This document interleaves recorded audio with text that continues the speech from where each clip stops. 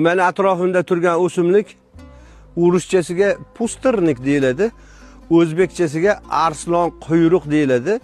Ba'zi tillarda erkakning yuragi ham deyiladi. Bu arslon quyruq odamning qonini suyultirib, davleniyasini qonni suyultirish hisobiga davleniyasiga, qon bosimiga yaxshi foyda qiladi va qo'rqoq bo'lib qoladi erkaklar prostata bezi shamollaganda mana shundan dori sifatida foydalaniladi. Endi bu yerda mana bu yoqda yapirmoq bor mana.